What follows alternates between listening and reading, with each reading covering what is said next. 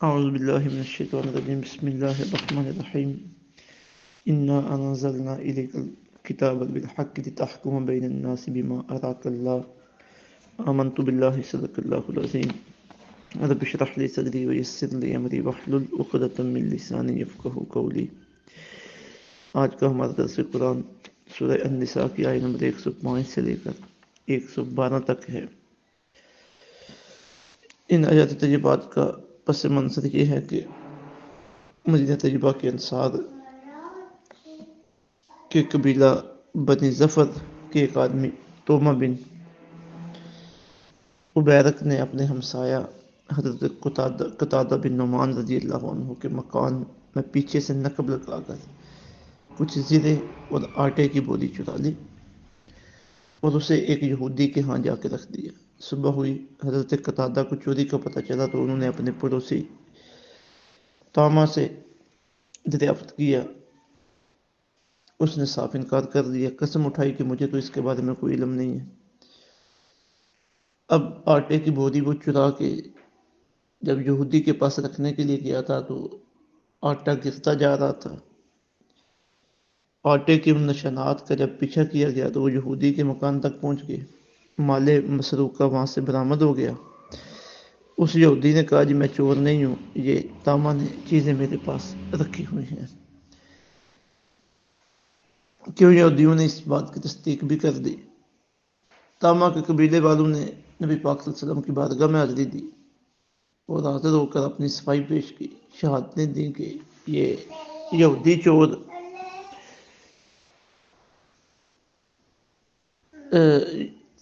طامہ چور نہیں ہے بلکہ یہودی چور ہے، اور بڑی سرگرمی انہوں نے دکھائی طامہ کی حمایت میں اور اسے اس الزام سے بچانے کے لیے کہ نبی پاک صلی اللہ علیہ وسلم جب فیصلہ کرے تو ہمارے خلاف نہ کرے۔ تو اس وقت حضور رحمت دو عالم صلی اللہ علیہ وسلم کے دل میں یہ خیال گزرا کہ ممکن ہے یہ جو گواہیاں دے رہے ہیں یہ سچی ہوں۔ نبی پاک صلی اللہ علیہ وسلم نے بھی کوئی فیصلہ صادر نہیں فرمایا۔ اب حضور رحمت دو عالم صلی اللہ علیہ وسلم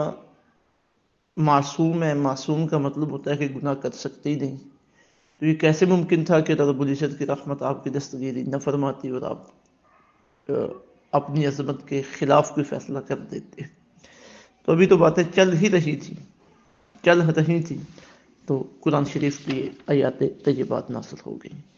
انا انزلنا، بے شک ہم نے نازل کی ہے، الیک آپ کی طرف، الکتاب، یہ کتاب، بالحق کے حق کے ساتھ، لتحکم بین الناس، تاکہ فیصلہ کریں آپ لوگوں میں، بما اراک اللہ، اس کے مطابق جو دکھا دیا آپ کو اللہ تعالیٰ نے،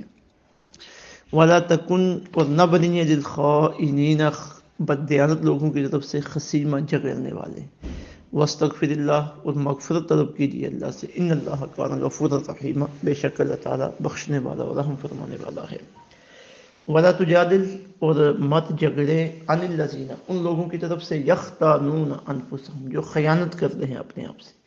ان اللہ، بے شک اللہ تعالیٰ، لا یحب، دوست نہیں رکھتا، من کانا، اسے جو ہو، خوان، بہت بڑا بددیانت، اسیم اور بدکار،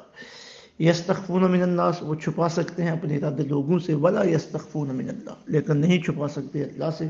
وہو معہم، اللہ تعالیٰ تو اس وقت بھی ان کے ساتھ ہوتا ہے، اذ یبیتون، جب وہ باتوں کو مشورہ کرتے ہیں، ما لا یرضی، ایسی باتوں میں، ما لا یرضی من القول، ایسی باتوں میں جو اللہ کو پسند نہیں ہے، وکان اللہ بما یعملون محیطا، اور اللہ تعالیٰ جو کچھ وہ کرتے ہیں، محیطا، اسے گھیرے ہوئے ہیں۔ ہاں انتم، سنتے ہو ہاؤلائی، تم وہ لوگ، ہاں انتم ہاؤلائی، سنتے ہو تم وہ لوگ ہو کہ جادل تم، جو جھگڑتے ہو، عنہم، ان کی طرف سے، فی الحیات دنیا، دنیا کی زندگی میں، فمن یجادل اللہ، پس کون جھگڑے گا اللہ تعالیٰ کے ساتھ، عنہم، ان کی طرف سے، یوم القیامہ، قیامت کے دن، امن یکون علیہم وکیلا، یا کون ہوگا اس روز ان کا وکیل، ومن یعمل سوء، جو شخص کر بیٹھے برا کام، اور یظلم نفسہ، یہ ظلم کرے اپنے آپ پر، ثم یستغفر اللہ، پھر مغفرت مانگے اللہ تعالیٰ سے، یجد اللہ، تو وہ پائے گا اللہ تعالیٰ کو، غفور الرحیم، بڑا بخشنے والا اور رحم فرمانے والا۔ ومن یکسب اسما، جو کمائے گناہ کو، فانما یکسبہ، تو وہ کماتا ہے اسے، علی نفسہ، اپنے لیے، وکان اللہ علیما حکیما، بے شک اللہ تعالیٰ جاننے والا اور حکمت والا ہے۔ ومن یکسب خطیئۃ، جو شخص کمائے کوئی خطا او اسما یا گناہ، ثم یرمی بھی، پھر تہمت لگائے اس سے کسی بریئن، کسی بے گناہ پہ، فقد احتمل، تو اس نے اٹھا لیا بوجھ، بہتان کا، و اسم مبینہ، کھلے گناہ کا۔ اب یہ چند آیات یہ بات جو تومہ کی چوری کے واقعہ کے بارے میں ہے، ان میں بڑے حکمت کے اور ہدایت کے اور عمل کے اسباق ہمارے سامنے آ گئے ہیں۔ سب سے پہلی بات تو یہ کہ وہ تومہ جس نے یہ غلط کاری کی تھی اور اپنے اس کے قبیلے نے اس کا ساتھ دیا اور آقا علیہ السلام کی بارگاہ میں آ کے گوائیاں دینا شروع کی، اس کا انجام برا ہوا۔ یہاں سے باغ کے مکہ مکرمہ میں چلا گیا، وہاں ایک دن چوری کرنے لگا، نقب لگانے لگا، دیوار اس کے اوپر گری، وہی مر گیا۔ تو ایک واقعہ پیش آ گیا اور اس میں آقا علیہ السلام سے بھی اللہ رب العزت نے خطاب فرمایا، اور زیادہ آیات وہ ہیں جن میں خطاب تومہ کی برادری سے ہے اور عام مسلمانوں سے ہے۔ اب اس میں دور دور تک یہ شائبہ بھی نہیں کیا جا سکتا کہ معاذ اللہ استغفر اللہ، نبی پاک صلی اللہ علیہ وسلم نے کوئی ان کا ساتھ دینے کا ارادہ کر لیا تھا یا ان کا ساتھ دیا تھا۔ ابھی باتیں سنی جا رہی تھی، اب ظاہر ہے جب دو فریق آپس میں باتیں کرتے ہیں تو ان کی باتیں سنی جاتی ہیں، اور پھر سننے کے بعد ہی کوئی ان کے علاوہ قرائن و احوال کو دیکھا جاتا ہے، پھر کوئی فیصلہ صادر کیا جاتا ہے۔ تو بھی فیصلہ ہوا ہی نہیں ہے، اللہ رب العزت کی طرف سے رہنمائی آ گئی ہے۔ تو فرمایا انا انزلنا الیک الکتاب، اے محبوب صلی اللہ علیہ وسلم ہم نے نازل کی آپ کی طرف یہ کتاب بالحق، کے حق کے ساتھ، لتحکم بین الناس، تاکہ آپ فیصلہ کریں لوگوں کے درمیان، بما اراک اللہ، اس سے جو دکھایا ہے آپ کو اللہ تعالیٰ نے۔ اب یہاں اراکا کا لفظ بہت قابل توجہ ہے، اس میں حضور رحمۃ اللہ علیہ صلی اللہ علیہ وسلم کی بڑی عظمت ہے۔ اراکا کا مطلب ہوتا ہے دکھانا، ٹھیک ہے جی۔ تو اس سے یہ پتہ چلا ہے کہ حضور رحمت عالم صلی اللہ علیہ وسلم جو فیصلے صادر فرماتے ہیں وہ محض ظن و گمان کی بنیاد پہ نہیں ہوتے،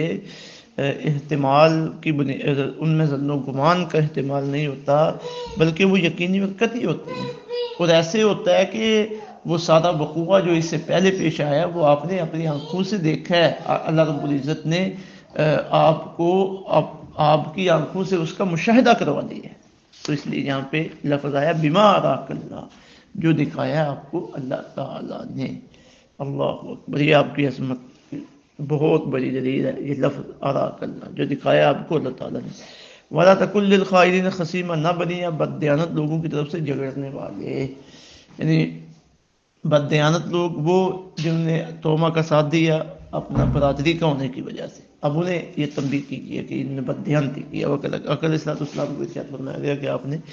ان کا ساتھ نہیں دینا، ان کی طرف داری نہیں کرنی۔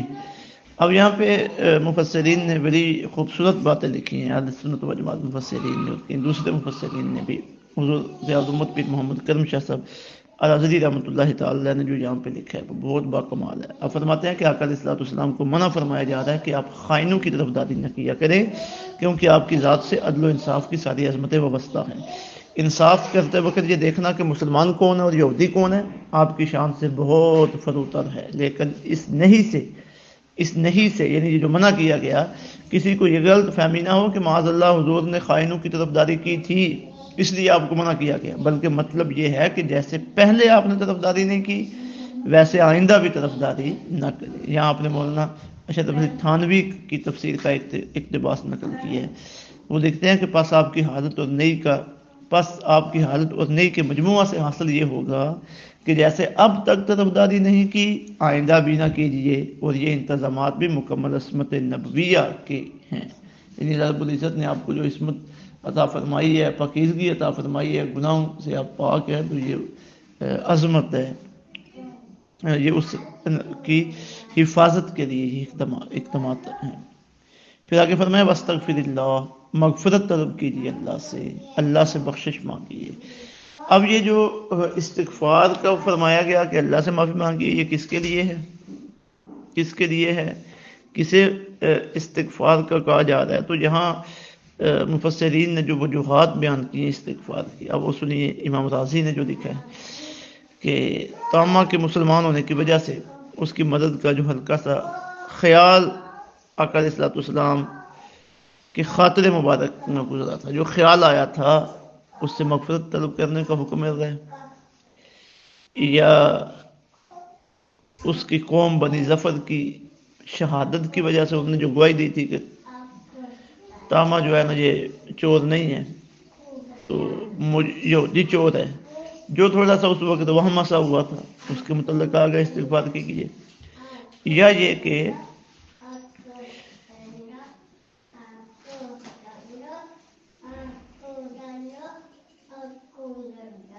ان لوگوں کے لیے آپ بخشش طلب کیجئے کہ وہ مسلمان ہیں جنہوں نے تاما کی مدد کی ہے، تاما کی نصرت کی اور اس کا دفاع کرنے کی کوشش کی۔ اب کیونکہ انہوں نے یہ غلط کام کیا تو آپ ان کے لیے بخشش کی دعا مانگیے۔ تو اب حضور رحمت اللہ علیہ یہ جو استغفار کی وجوہات آئمہ نے لکھی ہے اس سے بھی آقا علیہ الصلوۃ والسلام پہ کوئی الزام نہیں آ رہا کہ آپ نے کوئی ایسا کیا ہو۔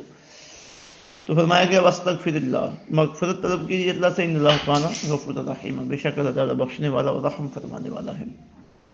لیکن فرمایا ولا تجادل عن الذین، اور مت جھگڑے آپ ان کی طرف سے یختارون انفسہم، جو خیانت کرتے ہیں اپنے آپ سے۔ اب یہ جو خیانت کرنے والا ہوتا ہے تو پہلے خود سے خیانت کرتا ہے، یہ جان اللہ رب العزت کی طرف سے ہم اس کے لیے امانت ہے، اپنی عزت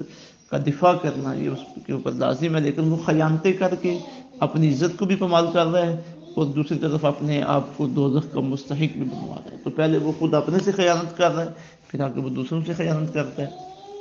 تو فرمایا کہ ان کی طرف سے آپ مت جھگڑیے، آپ ان کی طرف سے جو کیا کرتے ہیں، خیانت کرتے ہیں، جو خیانت کرنے والے ہیں۔ ان اللہ لا يحب من كان خوانا نسیما، اللہ تعالیٰ دوست نہیں رکھتا اسے جو بڑا بددیانت اور بدکار ہے۔ پھر آگے فرمایا جا رہا ہے لوگ جتنے بھی کام کرتے ہیں یہ خود سے تو چھپا سکتے ہوں گے، چوری کرنے والے، ڈکیتی کرنے والے، فریب کاریاں کرنے والے، خیانتیں کرنے والے، لیکن یہ اللہ رب العزت سے اپنے اعمال کو نہیں چھپا سکتے۔ یستخفون من الناس، وہ چھپا سکتے ہیں اپنے ارادے لوگوں سے، ولا یستخفون من اللہ، لیکن اللہ سے نہیں چھپا سکتے، وہ اللہ تعالیٰ ان کے ساتھ ہوتا ہے۔ اب اللہ تعالیٰ کا ان کے ساتھ ہونا یہ جسمانی طور پہ نہیں ہے، اللہ جسم سے پاک ہے، مطلب یہ کہ اللہ تعالیٰ اپنے علم سے وہ اپنے بندے کے ساتھ ہوتا ہے اور اپنے بندے کی ہر حرکت کو، ہر ارادے کو وہ دیکھ رہا ہوتا ہے، ملاحظہ فرما رہا ہوتا ہے۔ یبیتون ما لا یرضی من القول، یا وہ راتوں کو ایسی باتوں کا مشورہ کرتے ہیں جو اللہ تعالیٰ کو پسند ہے، جو اللہ تعالیٰ کو پسند نہیں ہے۔ وکان اللہ بما یعملون محیط، اور اللہ تعالیٰ جو کچھ وہ کرتے ہیں